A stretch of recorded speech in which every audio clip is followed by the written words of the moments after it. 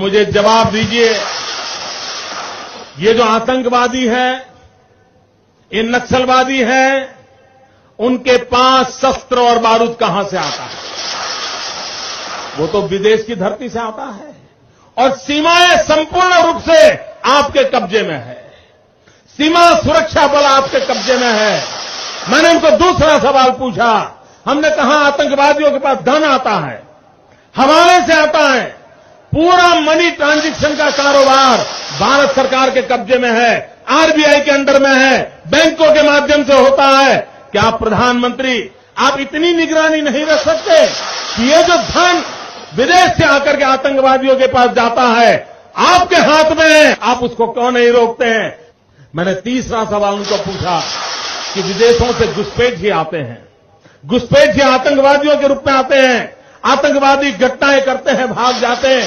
प्रधानमंत्री जी आप मुझे बताइए, सीमाएं आपके हाथ में है, कोस्टल सिक्योरिटी आपके हाथ में है, बीएसएफ सेना सब आपके हाथ में है, नेवी आपके हाथ में है, ये विदेश से घुसपैठ के कैसे घुट जाते हैं? मैंने चौथा सवाल पूछा, सारा कम्युनिकेशन भारत सरकार के अंडर में है।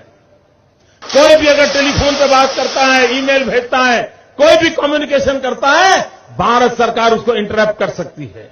इंटरप्ट कर करके जानकारियां पा सकती है कि आतंकवादी गतिविधि के अंदर कौन सा कम्युनिकेशन चल रहा है और आप उसे रोक सकते हो। मैं पूछना चाहता हूं प्रधानमंत्री जी को, इस विषय में आपने क्या किया है? मैंने पांचवा सवाल उनको पूछा कि आप विदेशों में जो आतंकवादी भाग चुके हैं, जो लोग विदेश में बैठ करके हिंदुस्तान में आतंकवाद की घटनाएं कर रहे हैं, उनको प्रत्यारोपण के द्वारा हिंदुस्तान लाने का हमें अधिकार होता है।